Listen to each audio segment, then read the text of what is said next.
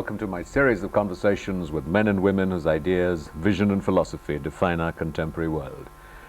My guest today is one of the great icons of Indian art. He's been described as the think tank of contemporary Indian art. He's had more than 40 exhibitions around the world, another one due to open in Bombay next month. He's had a very distinctive style of painting, sort of the hallmark of any great painter. I'm delighted to welcome Krishen Khanna. You started off with dimensions of your career which would sort of, lead more to a coarsening of sensibility than the refining of it. You went to Windsor and went to military college. You came back and started working on the bank. So that was quite a beginning of a career that has ended up in so illustriously as an artist of great sensibility and sensitivity. Good training for any artist, I'd say, to have had a kind of a, for one thing, I mean, the school I went to, wasn't military as such, but it provided for, most people did go, and most boys did eventually end up in the forces. And this was during the war, so it became even more so, and I was down for it as well. And I think it's the hand of fate which prevented me from either being shot or destroyed or whatever, or landing up or being resulting being a general or something. So I was saved from all of that. And but what it did do, I think, in a more positive kind of fashion, was that it gave me a sense of discipline, which I think is stood by me in great stead. And it's good to be disciplined, I think. Otherwise, you can be waiting for inspirations. So how important is inspiration then for an artist? And you talk about discipline. So presumably there are sort of several kinds of discipline, and there is the discipline of just sort of standing in front of your canvas and waiting for inspiration. Is that the discipline, or is that the discipline of constantly training yourself of the craft, of the skill and the control? Well, I think the craft, the skill and the control, as you call it, is very necessary, and is there and has to be trodden every day, so that when the great moment comes, you're ready for it. Because if you think that it's just going to drop like manna from the skies, it doesn't do that, And when it does, you're not equipped to hold it. So your equipment has to be good. You've got to be in your stride to be able to take anything. And these things happen only, the inspiration comes when you are in stride. Then you see from a painting to the next things which are happening. And that has its own dialectic, its own kind of matter of functioning. So that's where discipline is. And that okay, let's lead us through a painting. Okay. And the process of creation. What is the first impulse? An emotion, an image, a feeling, a metaphor? Well, quite often, these ideas and thoughts come unannounced. At least they may be there in your subconscious, maybe, or tucked away somewhere. And then they emerge, and when they emerge, there's an element of surprise in recognizing that it is there. And is this sort of emerging when you see it on canvas and it takes form and shape in the physical sense? Naturally, I mean, the whole business of painting isn't just putting down the image that you had in mind, as it were, The image itself develops, and is the image that then becomes very important. So what, is there this mad rush of eureka in the middle of the night? You have to go out and paint, or does it await the discipline of 10 o'clock in the morning? It's nothing as ecstatic as that. But it is ecstatic that you have this thing and you nurse it and you think about it, and then oftentimes you reject it. You don't think about it, But if the idea is any good, it persists. It keeps on happening. It keeps on coming back again and again. And then you say, okay, you have your canvas and paper or whatever ready. and you go down and have a bash at it. You try it out and then it grows. Is there sort of a preliminary work to do, a rough sketch or something, before you go on to, say, a canvas? I know you sketch too, but we'll come to that. I draw a lot, but I mean, I really don't sort of draw as a preparatory exercise to a painting. I think the painting has to happen, and it grows on its own, you know, like a human being. I mean, you don't prepare. It's not a military exercise where you sort of have taught the fellow to go and face the bullet test, and then he goes out there and, you know, succeeds or doesn't succeed. It's never like that. But it's you get an idea, and if the idea persists and if it's any good, then I think it emerges. Educate me. You get an idea. You know, you have a painting of, you know, Bandwala, or you know, amongst the many sort of, you know, you've done these series on Rumi the poet, and Christ, and the Mahabharata. So, you know, you have an idea. It's to do with Christ. Is it sort of a conceptual idea? Is it is the idea already in the form of an image? You want to look at, you know, the passion, the suffering of Christ. What is it that is first born? Well, in the case of Christ, I'll tell you what happened. I mean, I was living in Nizamuddin, and there's a great institution there. And the whole, you know, there's the whole college of Islamic studies there, and so on. And people from all over the world come there, and they come. They're humble people, but they come. They're sort of scholars, and they come with their bedrolls on their shoulders and so on, and they trundle in. They walk through these narrow lanes and so on, and then they go and go. And it occurred to me, in fact, my father suggested to me, he said, well, it's very strange, you know, this is the kind of situation in which Christ could have been. Any one of these people could have been a Jesus.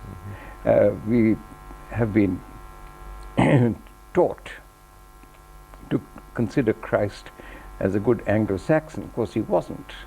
And he wasn't the kind of angelic figure, you know, as has been made out to be in European art. He was like my Nizamuddin figures, you know, walking the streets wearing a lungi and a shirt, sitting down, talking to people, getting a jhund around him, you know, talking. So, you know, this whole business fascinated me, to think that right in the midst of our contemporary situation, which you see every single day, something very important can be happening without your knowing it. And these important things happen that way. I don't think they're sort of they're predestined, yes, in a sense. But they don't, they're not imposed on a situation, you know. They grow. And I think Nizamuddin is a case in point. And Christ, my pictures of Christ, then of course, having taken up the subject of Christ, then all sorts of things grow around it.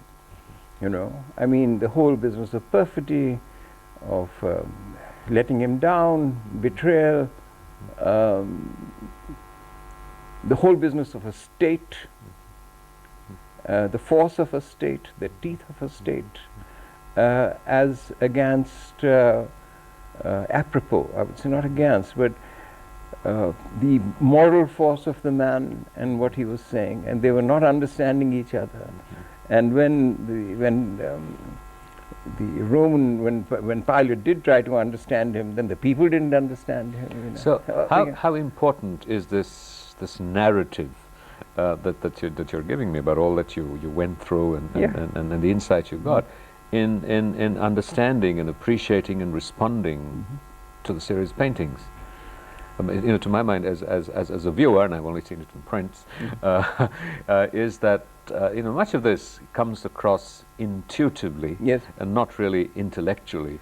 And so, how much of it have you sort of intellectualized before passing it on, surrendering it to intuition, and then letting it be on canvas? I don't think the two processes are separate. They're not segregated. You know, it's not one and then the other. It all happens somehow. It dovetails itself one into another. You can't stop thinking. I wish sometimes I could, but it doesn't happen that way. We'll come to that in a moment. You keep thinking about it, but you're not painting out a theory. You know, painting isn't for me anyway. It may be for others, you know, something else. But for me, painting is not an exposition of a theory. We'll come to that right in a moment. You're watching a conversation with the painter, an artist, philosopher of painting, Krishen Khanna. We'll be right back after a short break. Don't go away. Welcome back to a continuing conversation with Krishen Khanna. We were just talking about, the idea, the ideology, the intellectual circumscribing of painting. You were with this, a group of leftist painters introduced by M.F. Hussain, obviously circumscribed by a very strong sense of ideology, the role of painting in catalyzing social change. Has that been an enduring influence?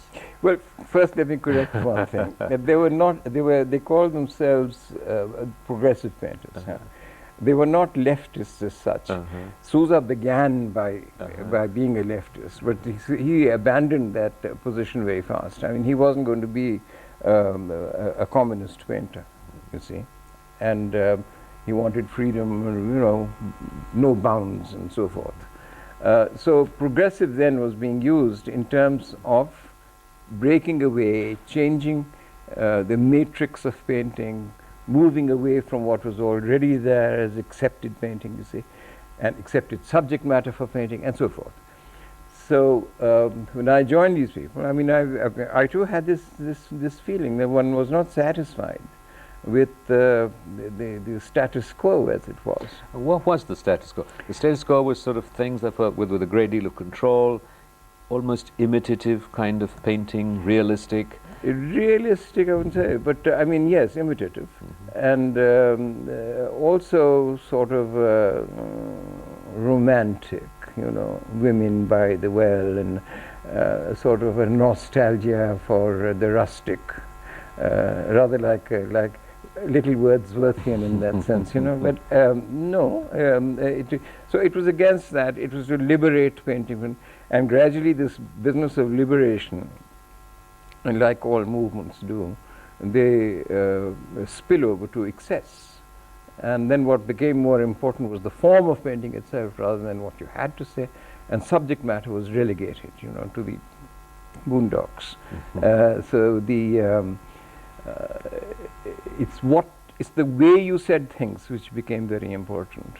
The emergence of a style became very important. I mean, you'll notice that all these painters, for instance, and they were very, very different to each other. So there was no sort of great thread of binding through them. There was no universal philosophy, except that A, they were not in favor of what was in existence at the time. B, that what they said, the form is what mattered. And this form was again very much in vogue in Europe. I mean, the whole business of formal painting and so on emerged from there, and this was accepted and aided by certain refugees from Hitler, who happened to be in Bombay at the time. Now, it's sometimes considered by some that this is a very unfortunate event, that we had these learned Europeans there who were directing the course of our Indian art. Were they painters, critics, writers? Critics. I mean, there were people who were, they were collectors. I mean, a man like Schlesinger, who set up an industry in Bombay, he was a great collector. He bought in every single show that he went to. And he had a great eye. He was passionate about painting. No matter what, he was very passionate. And it wasn't only about European art that he was passionate. He had a great collection of Indian bronzes, I mean, for instance, which are wonderful. So this theory of form does, in a sense, work there. It's not only, it's not Eurocentric, but spreads itself farther. There was Leiden, there was Langhammer, who was then the Times of India, and Illustrated Weekly, to be correct. And he was a painter from the school of Kokoschka and so on. So there was European Expressionism which came in, and through him, through that kind of thing, we learnt about Kokoschka and Klimt and all these people. And so there was a distinct influence of those people. And but it didn't. We were not imitators of these people. Certainly, a man like Sousa, for instance. I mean, it was claimed that John Berger put it. When he had a show in London, I happened to be there at the time, And John Burgess said, you know, he has many traditions that he straddles, but he serves none. So he was, and this was the difficult point. So how important is this aspect of this dimension of tradition? You know, we talk about Indian art in a globalized environment. Indian art is you know, suddenly seems to be selling up internationally, is very popular globally. So tell us about this other matter. About the selling of Indian art. The selling of Indian art, because, you know. Well, are you saying that, well, let me just sort of clarify this, that is there a distinction between the appeal, the global appeal and global integration of Indian art, or is it just the selling of it and somehow it's become interesting investment or useful investment? You see, this whole business is tied up with the whole concept of globalization, and I think it's a very ambivalent thing. I mean, globalization can mean that you'll say the whole world is kind of reduced to a single principle which is understood by all. It's not that at all, because the world isn't like that, and India certainly doesn't sort of fit into all these categories which are already sort of ready. There is a universalizing in a sense now. You're universalizing because travel is so easy. I mean, the whole world is becoming so small. So you're looking at things with more intimate eyes, you know. And so the whole history of Indian art, for instance, is available. And we are different, and there are things which are different. These were spelt out by a man like Ruskin, for instance, you know, that these differences are there. These tendencies are there, and now in contemporary art these transgress and they go into other cultures. I mean, certainly European painting was influenced to a great measure by several painters. You know, they accepted Eastern ideas, not only Indian but Japanese, Chinese. But I also meant in the sense that because of our familiarity with images from different environments, cultures, landscapes, climates, a whole range of visual vocabulary, we have become far more able to respond to cross-cultural art than we might have been, you know, so 30, 40 years ago. That's true. So what impact does that have on the tradition of Indian art as it unfolds? Well, let me tell you, the tradition of Indian art, we never had the canvas. We never had the 3x4, as it were, the four sides of a canvas, which has definitely is controlled by a geometry. It's not free space. We were the greatest Indian work was mural painting. And it served sociological purposes, and many other purposes. The aesthetic was one of them. And there, it was free-flowing. And it's a very different kind of unity that you see. And it's a different unity which then spreads itself over a whole area, you know. It's not just limited to one canvas to say that this is good, this is bad. Now, all that, in a sense, has changed. We still have mural painting. I mean, I've done a mural. I've done 2 or 3 murals, but it's not the order of the day. And when buildings are made, they are not made with the idea of having a mural inside. Then very often what happens is that our painters are asked then to come in and throw painting in as a sort of garnishing to our architecture, which it should not be so. It has to be an integrated part of the whole proceedings, you know. Well, having said that, I don't think we can eradicate or get rid of the whole concept of paintings as they are. There have been changes which haven't avowedly sort of set themselves up to get rid of it, but there are alternatives which have happened, you know. What are some of these? Well, I mean, the video, for instance, video art. I'm not a video artist, but then I think it's there. You know, I can't wish it away. Just because I don't do it, it doesn't cease to exist. You know, it's very much there, and there are artists who are doing some very good work in it. We'll come right back to that in a moment. You're watching a conversation with Krishen Khanna, the artist. We'll be right back after a short break. Don't go away.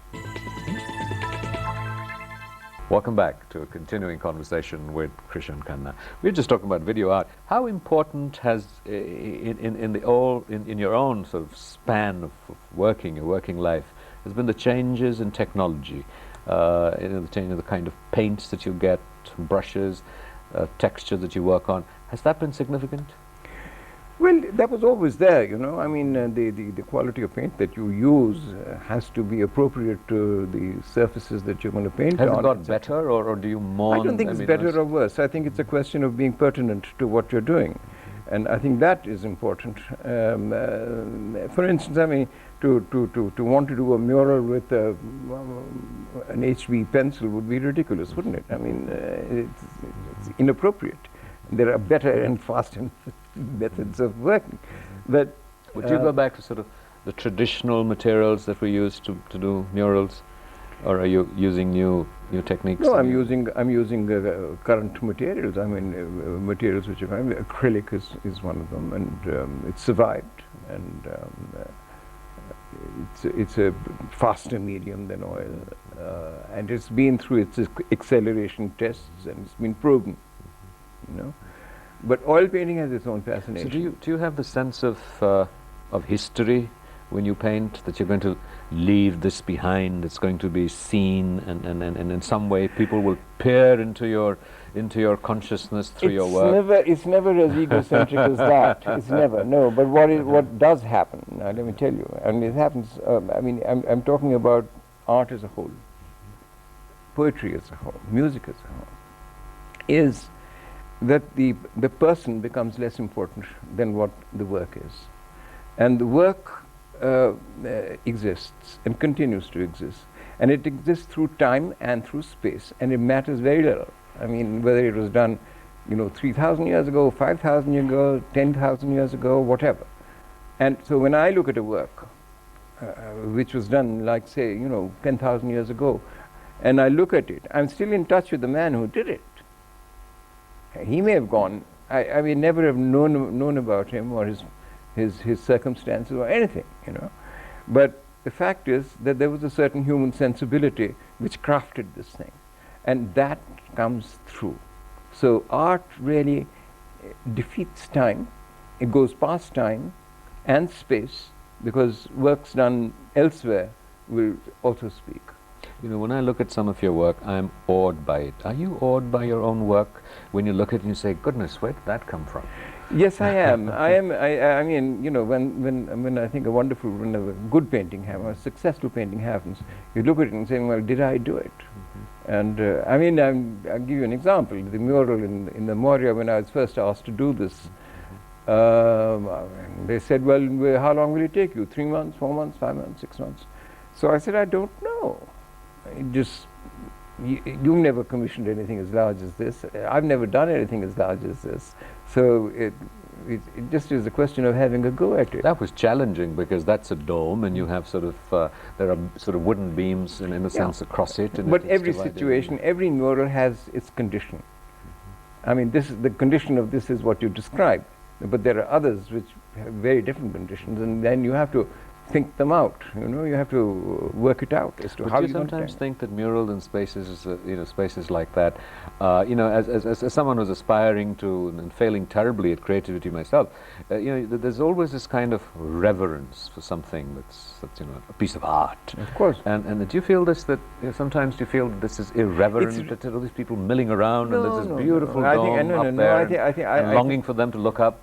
I think you know, art is for those who see, who can see, who are blessed with sight, and not just physical sight, but who want to see, who can see, and thereby making their own lives much richer. And other people are not bothered. I mean, they can walk through the gallery and not look up and so on, and be worried about the balance sheets, you know. Balance sheets are very good and very important. How important are balance sheets to an artist? Balance sheets are not important. I mean, there are accountants who deal with balance sheets. You know what I mean? I mean, sort of the figures on the, you know, the balance sheets. No, I mean money. And the numbers are growing really larger. What matters is the wherewithal. I mean, you've got to, if you, as far as I'm concerned, you know, there's this mad rush from, I mean, prices, as you know, just gone sky high now. But I think what really matters even there is that what you need is the wherewithal to live, and paint and do your work, because I think it's a great privilege to be able to do what you want to do. And a lot of people either do things, or are made to do things which they don't want to do for survival reasons. And I think an artist, if he's doing what he wants to do, in a sense pays the price for it too. Nothing is for free. But that's, I think, one of the great things about art. So what price do you think you've had to pay? What price? Well, at the time when my friends were in penury virtually, and they had no money, and they were working still because they wanted to work. I had a job. I was a sort of a small bada sahib in Greenlays, yes, and so it's okay. But then if I wanted to paint, I used to have to paint at night, so I got very little sleep as a result. And this went on for nearly, close on 14 years, and this was bad. I mean, it was telling on me, and I knew that as you become more senior in your professions, you have to choose which one you want. You can't really ply so many horses at the same time. And so I made my choice, and that's it. So you've talked about how this process of creativity is sort of an itch in your fingers that you just sort of have to get out and complete. Is there a sort of a remaining itch? Is there a unique itch that still is waiting to find expression that you can wipe out? And what is it? Well, it is there. And it's there. It's there most of the time. When you see a good bit of paper or pencil or crayon or whatever, you want to have a go at it. And sometimes you begin without knowing what you're going to do. Just meddling with material, and out of that meddling, something happens. And it's very wonderful when that happens. It's also quite wonderful when it doesn't happen. But the point is, you defeated time, because it's 100% concentration that goes into it. Time doesn't matter. You eliminated time, in fact, and so you were involved in what I would say a cosmic process. So in your more sort of mundane, down-to-earth, prosaic moments, when you're not in this sort of ecstatic flight of creating painting, do you fear time? Do you fear that you're growing older and never occurs to me. I said to Hussain the other day, he was going, he said, he's in London having the show, and he said, come along. I said, well, I got my 80th year. He says, this stupid business of 80th year and 90th year, He said, do you ever think of it? I said, no, I don't. My son thought about it, and so Moria did a very nice thing. Of course, I enjoyed it, but it never occurred to me. I'm not a birthday boy in that sense. I don't think I haven't crossed 1 year more or less or whatever. What really matters is the ability and the desire and the capacity to be able to go on. Krishen Khanna, thank you very much. That's been a great privilege. My pleasure. Thank you very much indeed. You're an inspiration.